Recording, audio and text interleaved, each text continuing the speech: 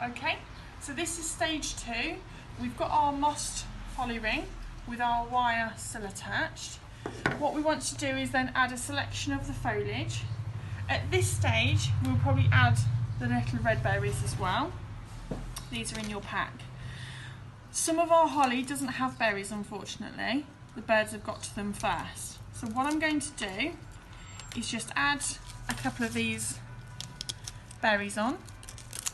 And what we want to do is add them to the top. So we lay them across. We're going to pull them down towards the front, and then we're going to grab one of the wires and wrap it around the whole bunch and the stem. See that? And that holds all of them in place, keeping them looking as natural as possible.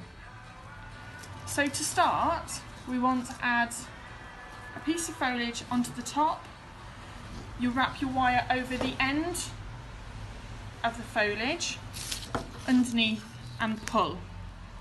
The reason we do it over the end is so that we've got a nice, full, bushy holly wreath.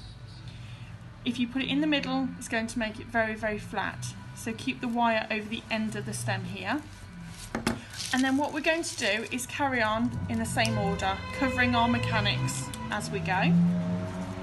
Put the foliage over the top, wire over, under, and pull. We're then going to add some of the eucalyptus. You may just need to snip this in a couple of places, getting a couple of those and angling it slightly out so it makes it a really nice wide full dory. Over the top, underneath, and pull. Now you must make sure that you pull it every single time to make sure it's nice and tight and nice and full as we go. Now some of you have got a little bit of tree ivy in there as well.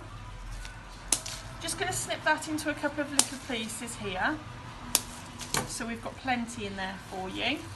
And again, layering it up and creating a nice mix of foliage over the top, underneath, and pull. So I'm just going to whiz round here, put a few more berries onto the holly. So we see that again. Berries over the top, down to the front, and then wrap one stem all the way round to create the most natural little bunch of holly. Okay, over the top, underneath, and pull. We want to continue round in the same direction to make sure it's a nice full design, and we're covering this mechanics as we go. Okay, we're just going to wizard and work our way round, adding some more eucalyptus in and mixed foliage as we go.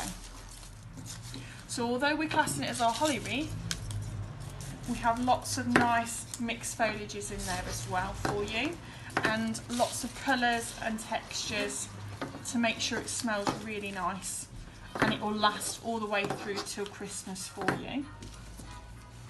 So just a nice strong pair of scissors or secateurs just to snip these into place, and we'll keep adding these as we go.